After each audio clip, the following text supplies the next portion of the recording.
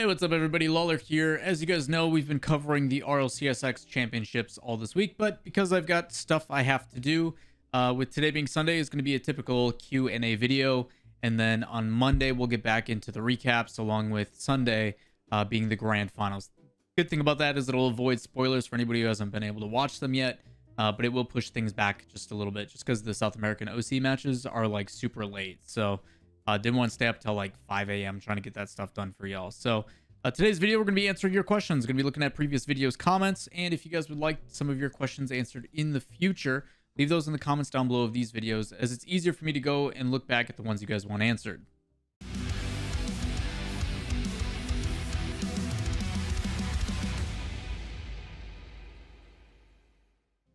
What's up, everybody? Lawler here, your inside source for all things Rocket League. As you guys know, on Sundays we do Q&A videos, and as I mentioned in the intro, a little bit of a break from the RLCSX championship recaps. Those will resume again tomorrow and the next day, and then we should have the grand finals of the Lawler LAN as well sometime this week. So lots of LAN stuff, I guess, on the horizon, in the way that I guess we can get it to the best of our ability. Even though we can't necessarily have a LAN, might as well simulate it and talk about it. So first question comes from Miggy Slayer. It says, Fortnite allows its player base to gift items from their shop to other players, including the current battle pass.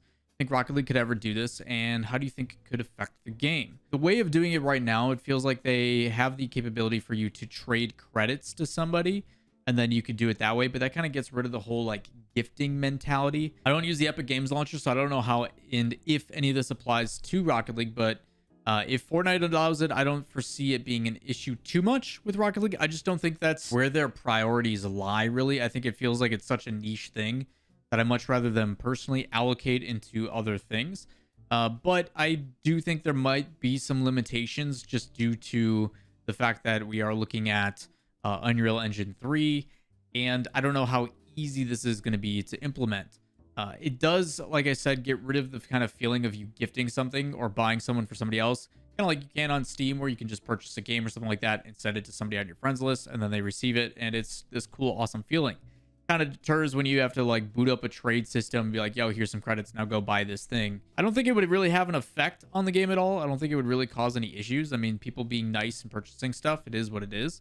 And it would be kind of cool. Maybe it would get some people to spend a little bit more, or maybe the people that already spend more might be more likely to spend an additional amount to gift to other people. But maybe in the future. As of right now, I don't think it's really a thing other than just trading credits. So maybe for Rocket League next, Rocket League 2, whatever the heck that'll be, whatever that'll be. We still don't have any details. There's a lot of people asking about if I've heard anything additional, and I really haven't. I have no idea what Rocket League next is, or what it's supposed to be, or what it may implement. Next question comes from Mark that says, I see you've got some Rubik's Cubes in the background there too. Are you super into the hobby? Super curious about stuff like what method you use and personal best times and all of that jazz. A little bit of story time. I sucked at school. I hated school. School was not for me. In high school, I did anything and everything to distract myself from the boredom that was had during those 7-8 hour days. So one of the things that I took up was Rubik's Cubes, and the other thing I took up was Tetris. If you guys have ever stopped by my streams, twitch.tv/Lawler, we stream every day but Tuesday and Sunday. Today is kind of a little bit of an exception because of the grand finals, but I took up and play a ton of Tetris and love Tetris. And then Rubik's Cubes are something that I did just as a distraction because I like to fidget and I like to kind of mess around with stuff. So rather than tapping on the desk and everything, I would play with a Rubik's Cube, and it was the only way my teachers would leave me alone. Also, for anybody else that has that same kind of issue or has difficult focusing while taking tests and stuff, chewing gum or chewing like a plastic straw, like a small like cocktail straw, good idea as well. I used to carry like a bag of like little straws. I haven't solved one for a really long time. I used to do it on the plane and stuff like that, but I felt like I was annoying other people because of the movement and stuff. I also got deterred from it because someone stole my speed cube, so I just don't really do them anymore, but I do have one next to me. Let's see how it goes. Wojtek, editor, if you want to fast forward through this, and we'll go from there. This thing is so unbelievably stiff that this might take a bit. I'm going to show the cube to the camera and then try to do this, and I'll try to do it on camera so it doesn't look like I'm cheating. So it's mixed up. Here we go.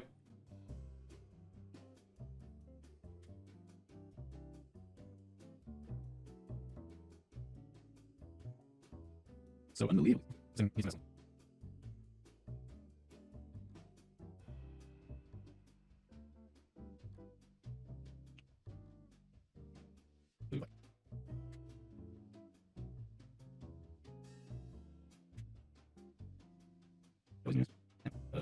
Here, that way. There you go.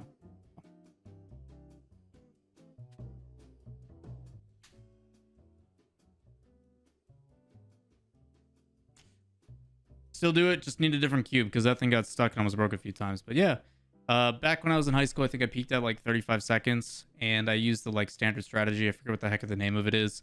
Really basic, where you solve the top with cross, and then you go layer by layer, move in, rotate the corners. I haven't really gotten into like the nuances of speed cubing, but it was more so just a distraction to keep my hands busy. So I can still do it. Sometimes those just patterns and algorithms just don't really leave your head, but yeah, really out of practice. It probably takes me on average now, if I was to do it, I'd probably say like a minute and a half, 2 minutes.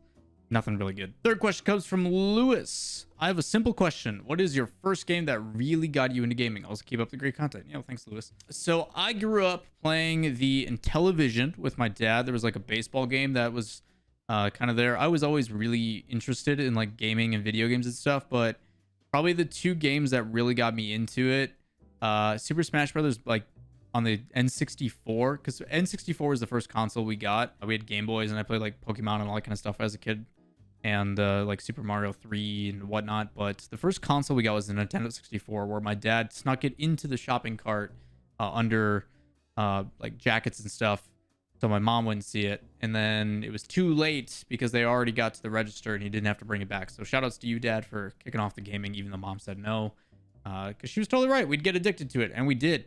So N64 came with Super Mario 64 and I think Star Fox. And Star Fox multiplayer, I think, kind of has that's like one of the earlier childhood memories I have gaming with my dad. But what really kicked off my like competitive spirit into gaming, other than like the typical console games like Halo and all that kind of stuff, was probably StarCraft. StarCraft and StarCraft Brood War was the first like real game that I got really competitive into. I used to play StarCraft Brood War somewhat competitively.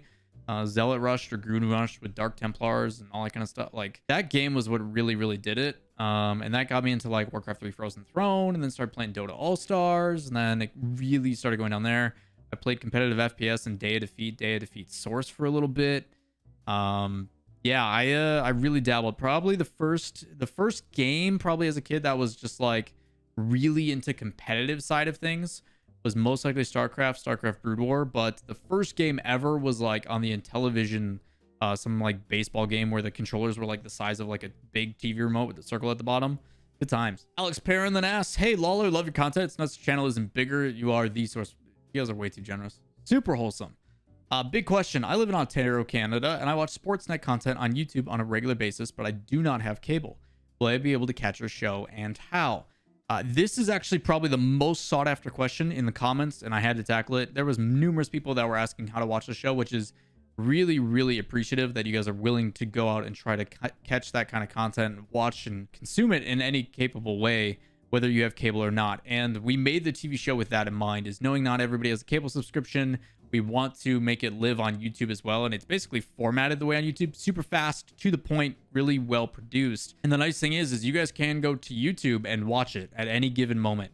If you go to Sportsnet's YouTube, which I'll link down below, you can watch the first episode in full, the exact same episode that will air on TV. Obviously, they'll have commercial breaks and stuff, but the YouTube channel is just a straight 23 and a half minutes. And this is what it is. And it's really awesome. And a lot of the comments over there have already been super positive. So I do greatly appreciate the support. But yeah, you can watch them on Sportsnet YouTube without a hassle.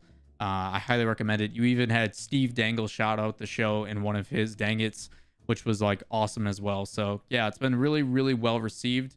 And hopefully it keeps going that way. I'm excited for episode 2 here in just a few weeks. Next question comes from Solar. It says, Caster, what kind of notes do you like to make for a series, before, during, and after? That's a lot because I do a ton of prep. Is there anything in particular that you look out for? During always seems like the hardest one to me, being predominantly play-by-play. Yeah, there is certain things between being a color commentator and a play-by-play commentator where your focus is. When I do play-by-play, I primarily focus on storylines. What are the big moments? What are the big accolades that I want to talk about? Key moments that I can use to drive conversation, because when you're play-by-play, most times you are perceived as the one that kind of carries the conversation, while the color is there as like analytical or anecdotal evidence to kind of provide some context. So as a play-by-play, I would look at certain things I can say off the cuff, like top goal scorer, where they're located from, any like historical evidence or one-off things I can kind of fit in. Rather than saying this player all the time, I can say the country that they're from. Different ways to mix up what you're saying. Having a game plan and being able to talk. I also work a lot of color because I am an analytical color commentator at heart at first. When I do play-by-play primarily for version 1, I try to focus and describe what's happening as well. And that does come with prep reviews and learning the game's play style, primarily for the teams. There are different nuances. Like, yo, Space Station's got this really cool kickoff.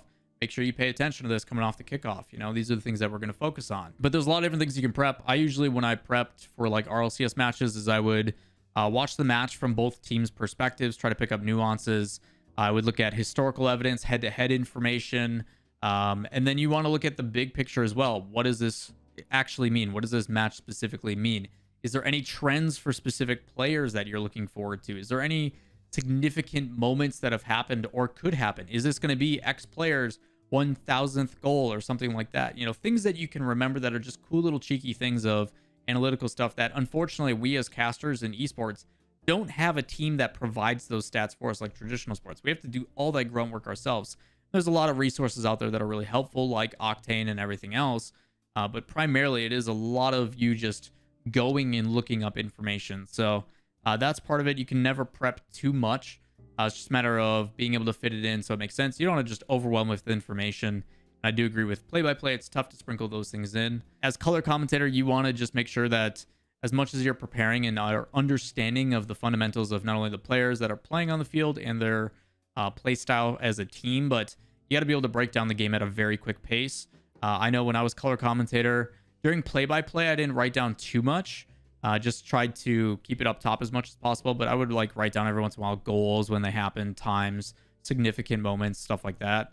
But as a color commentator, I would always write down like trends I was seeing because you get a little bit more freedom. I personally cast off of the confidence monitor, which is when you're on broadcast. Like right now, my confidence monitor is my camera. My DSLR has a flip up touchscreen that I have, so I can see myself right now.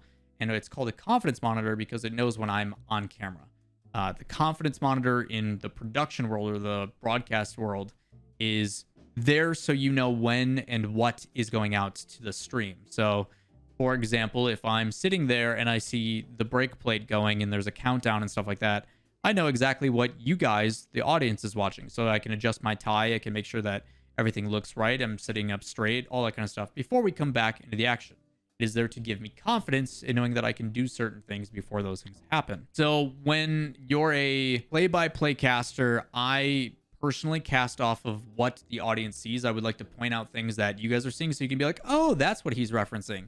Well, the color commentator is a little bit more freedom to kind of fly around and roam with the camera. I still, even as a color commentator, try to focus on what you guys see in the live feed. But the things primarily that I take note on, I write down all the goals, who scored them, assists, and stuff like that. Unfortunately, we don't have an API in Rocket League that just outputs that information for us instantaneously. So I try to pay attention to like rotational stuff, but a lot of times I will jump onto a specific player's preview. If there's something that they're doing that I notice, I'll try to then get and confirm that happening as well at the same time. It's just there's so much going on in Rocket League because it's so fast. You can't do everything. So you got to find out what style works for you. There's certain things that I know are my strengths that I don't have to put emphasis on. Like I read the game pretty dang well. Part of doing it for, 5, 6, 10,000 hours, whatever the heck it's been a lot. So some of those things come more naturally and more instinctive. Like recognizing like, okay, this guy's not on screen. These two people have gone. That's the next one in rotation. So I don't have to focus on that. So that kind of stuff comes with experience. But you got to find your own method, man. Everybody's got their own methods. Some people prep harder than others. Some people just kind of wing it. It just depends on what your strengths and your weaknesses are. Really good question. A lot of insight on that one. Last but definitely not least comes from Prismos. It says, do you think custom apps should be available to console players, or do you think that they should stay PC exclusive? I can understand both sides, to be honest. This goes both ways. Right now, they should stay PC exclusive, and the reason why they are PC exclusive is because there is no like workshop or plugin thing that works for consoles.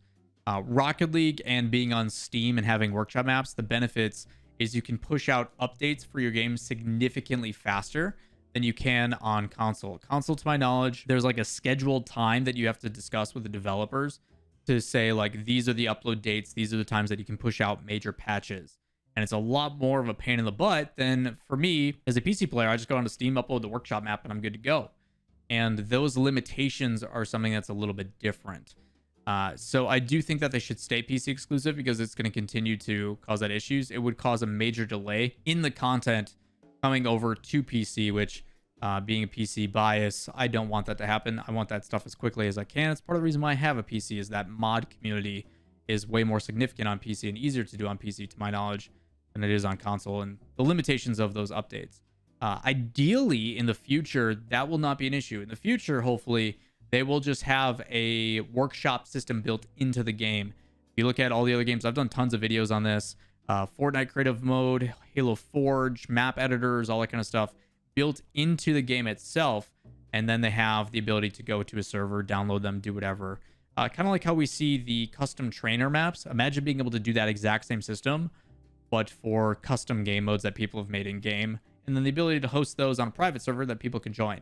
That's the ideal world. Hopefully in the future we get that, but as of right now, I think there's some major limitations with Unreal Engine 3, which is what the game's built on, to do that. If we end up going to 3 and go over to like Unreal Engine 5, that stuff becomes a little bit more possible, but then you got to worry about the physics engine. There's a bunch of different stuff going on. So that is why a lot of us are excited about what I talked about in the beginning of the video in Rocket League Next. Whether it will be a new generation for the new consoles and it's just been updated to have a higher FPS on consoles, or if it's actually for the second or new iteration of the game, or what that project is, none of us have any idea, but fingers crossed for it. That is going to wrap it up for today's video for Q&A Sunday. I do appreciate all the questions, and as a reminder, as always, if you guys do enjoy the content, make sure you guys give it a thumbs up, hit subscribe, turn on notifications. If you'd like your questions answered in future videos, make sure you drop those in the comments down below. I would love to hear what you guys have to ask. You guys are the ones that are literally causing this series to happen, so if you want more of these every Sunday, you guys have to submit questions, which you guys have been definitely doing so, and I do greatly appreciate that. So that is going to wrap up for this one. As always, I'm Lawler, and we will see you in the next one. Peace.